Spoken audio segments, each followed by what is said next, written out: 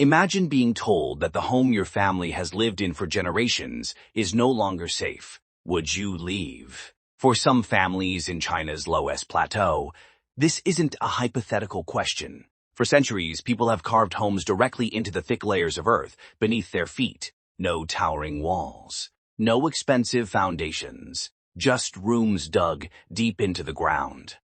From the surface, some of these homes can look almost invisible. But below it, entire living spaces can exist: bedrooms, kitchens, storage rooms, courtyards, and sometimes even spaces for animals. And there is a reason people chose to live this way. The earth itself could help protect them from the extreme temperatures outside. But this ancient way of life came with a difficult price. Because when the ground became dangerous, some families faced a choice between their safety and their home. But why would anyone choose to build a home inside the earth? The answer begins with the land itself. Much of China's Loess Plateau is covered by thick layers of loess, a fine, compact soil that can be surprisingly easy to excavate while remaining stable when properly shaped. For generations, people learned how to use that natural advantage. Instead of transporting huge amounts of building material, they could carve rooms directly into the earth. And the underground environment offered another benefit. It could stay cooler during China's hot summers and warmer during the colder months. For families living in difficult terrain, this wasn't simply an unusual way to build a house. It was practical. The landscape became part of the architecture, and eventually an entire way of life developed around living beneath the surface. From above, a Yaodong home could look like little more than an empty courtyard carved into the earth. But step inside, and the picture changes. The courtyard was often the heart of the home. Rooms opened directly into it, creating a sheltered living space surrounded by thick walls of earth. There could be bedrooms, kitchens, storage areas, and spaces for daily work. And because the home was built into the ground, the thick earth surrounding it provided natural insulation. For the people who lived there, this wasn't an underground bunker. It was simply home. Children grew up there. Families ate together there. Older generations passed down routines and traditions there. The unusual part wasn't that they were living underground. To them, the unusual thing would have been living anywhere else. But there was one problem the earth couldn't always protect them from: water. And when heavy rain reached the plateau, the very ground protecting these homes could become a threat. For centuries, the earth had been their shelter, but the same earth could become dangerous when conditions changed.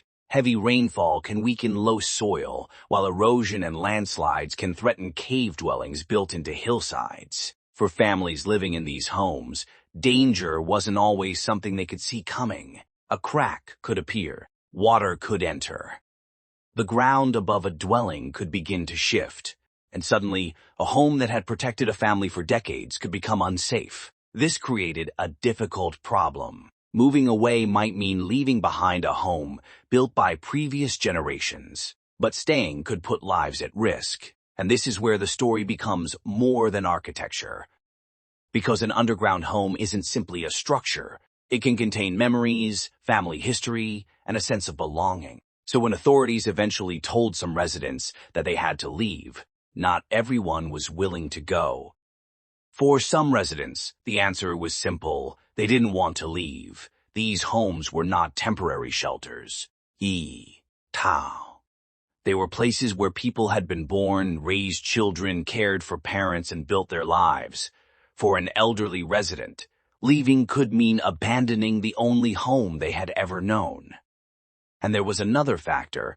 Underground homes could be surprisingly comfortable. The thick earth helped moderate temperatures, while the courtyard provided light, ventilation, and a private outdoor space.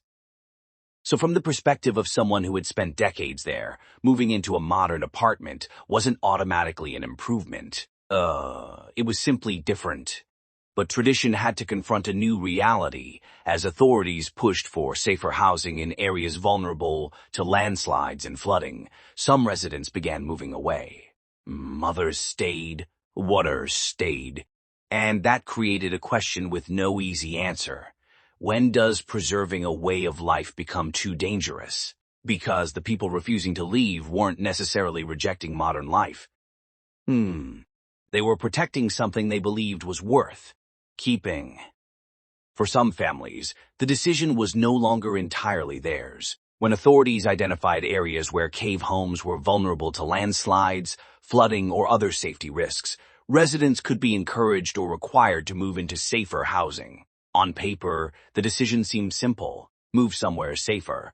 But a home is not just walls and a roof. For families who had spent decades underground, the cave could hold photographs, possessions, memories, and generations of family history. Some residents accepted relocation. Others struggled with the idea of leaving. And there was another complication. Modern housing could offer electricity, running water, roads, and better access to services. But it could also mean giving up the courtyard and underground rooms that had shaped everyday life. So the question wasn't simply whether underground homes were old-fashioned. It was whether a traditional way of life could survive in a changing world. For some residents, leaving was not an easy decision. An underground home could represent much more than shelter. It could be the place where someone was born, where their parents had lived, and where family traditions had continued for decades. One documented account described an elderly resident who resisted leaving her cave home even after safety concerns were raised. To an outsider, staying might seem irrational, but from her perspective, the cave was familiar, practical, and deeply connected to her identity and memories. And this is something modern housing cannot always replace. A new apartment may have electricity, running water, and safer construction, but it doesn't automatically carry the history of the place you grew up. Still, sentiment alone cannot stop a landslide. When the ground becomes unstable, tradition can collide with a very modern question. How much risk is acceptable when the thing you're protecting is your home? And that question has no simple answer.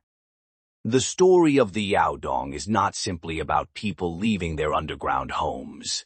In some places, the tradition has adapted. No. Modern improvements can make cave dwellings safer and more comfortable, with better drainage, stronger entrances, electricity, plumbing, and other infrastructure. But adaptation has limits. A cave carved into unstable ground cannot simply be made safe by adding a few improvements. The landscape still matters. So does the question of whether younger generations want to continue the tradition. For some families, modern housing offers opportunities their ancestors never had. For others, the old cave remains more than an unusual dwelling. It is part of the landscape, part of family history, and part of a cultural tradition that developed over centuries. The underground home may be changing, but it isn't necessarily disappearing, and perhaps that's the most surprising part of the story. People didn't simply hide beneath the earth. They learned how to make the earth itself part of their lives. For generations, the people of China's Loess Plateau found a remarkable way to turn the earth beneath them into a home. Their cave dwellings were shaped by necessity, but over time they became something more.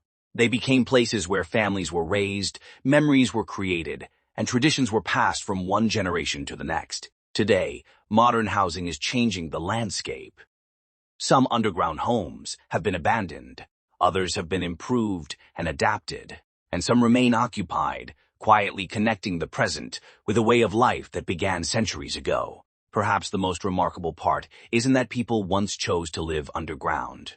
It's that they looked at a difficult landscape and saw something most of us might never have seen: a home.